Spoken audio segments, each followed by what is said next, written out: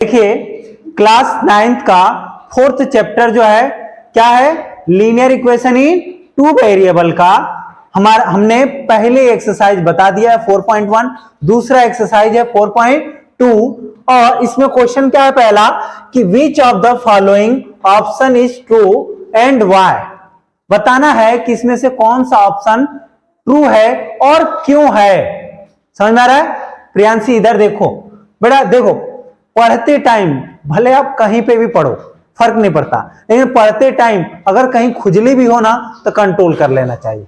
हंसियारे बहुत तेज, क्योंकि अगर आप माइंड हमारा एक ही जगह कंसंट्रेट हो सकता है, एक ही जगह हमारा माइंड कंसंट्रेट हो सकता है, हम चार जगह माइंड को दिमाग को नहीं दौड़ा सकते, हमारी समझ में नहीं आएगा। तो इसमें अपने को क्या बताना है कि बताना है कि कौन सा ऑप्शन ट्रू है और क्यों है। किस पे? y equal to 3x plus 5, y equal to 3x a linear equation in two variable एक दिया हुआ है। इस पे बोल रहा है कि इसमें से इसको देखो और इक्वेशन को अब बताओ इसके लिए कौन सा ऑप्शन ट्रू है और क्यों है।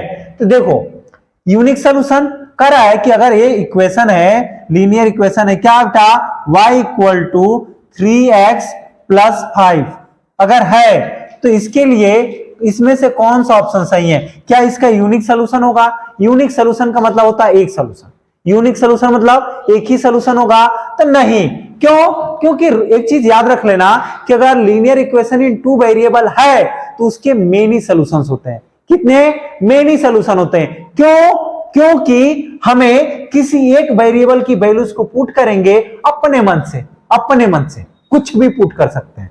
x की वैल्यू हम मान लेंगे कि लेट x इक्वल टू 1, अगर x की वैल्यू 1 पुट करेंगे तो y की वैल्यू कुछ और आएगा।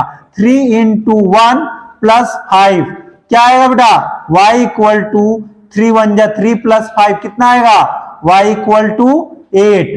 समझ आ रहा है? y की वैल्यू कितनी आई? 8। तो एक सॉल्यूशन हमारा क्या हो जाएगा? x की वैल्यू 1 पुट किया, y की वैल्यू 8 आ गई। ऐसे ही अब मान लेंगे कि let x equal to 2, x की वैल्यू हम क्या रख लें?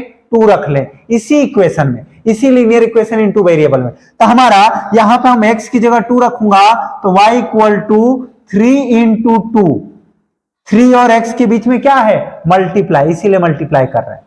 कई लोग कहेंगे कि अरे मल्टीप्लाई क्यों कर दे रहे हैं? 3 और x के बीच में क्या है? मल्टीप्लाई। एक वेरिएबल और एक कांस्टेंट नंबर है तो उनके बीच में क्या होता है? मल्टीप्लाई। मल्टीप्लाई करके ही लिखा हुआ है 3x। ठीक ना? तो हमने वैल्यू रखा 3 इंटू 2 और प्लस का क्या है? 5।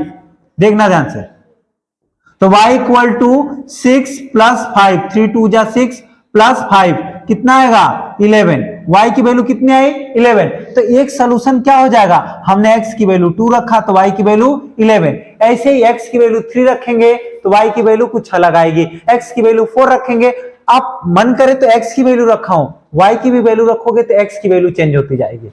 तो हमारा समझना यहाँ पे कि कहना क्या चाहता है। x जो है यहाँ पे माना है बेटा, x को या y की वैल्यू अपने मन से मानना है। x की वैल्यू पुट करोगे तो y की वैल्यू आएगी, y की वैल्यू पुट करोगे इसी इक्वेशन में। ये हमको जो linear equation in two variable दिया है ना, इसी में ये मेन हमारा क्वेश्चन में दिख रहा है। इसी में x की वैल्यू पुट करोगे, y की वैल्यू आएगी, जितनी वैल्यू पुट करोगे उतनी वैल्यू दूसरे वाले की निकलती जाएगी। इसीलिए कहा जाता है कि जो हमारा अगर linear equation in two variable है तो वो उसके लिए क्या सॉल्यूशन होगा? Many solution, infinitely many solution, 2 solution नहीं होगा। 2 तो हमने वैल्यू पुट किया तो 2 आंसर आ गया, ऐसे तीसरा वैल्यू पुट करता तो तीसरा आता, चौथी वैल्यू कुछ भी, x की वैल्यू जो मर्जी अपने से पुट करना है, ठीक ना? किसी के खाला नहीं बताएंगे। समझ में आ रहा है ना? तो अपने मन से पुट करना है और अपने मन से दूसरे वाले वेरिएबल की वैल्यूज को निकालना है। हंस लो, इधर देखो, इधर देखो। क्वेश्चन समझ में आ गया हो? वीडियो को लाइक कर दे, चैनल को सब्सक्राइब कर दे। और सेकेंड क्वेश्चन देखने के लिए अगर फेसबुक पर देख रहे हैं तो फॉलो कर ले। हम सेकेंड क्वेश्चन आपको नेक्स्ट वीडियो में बताएंगे। धन्यवाद।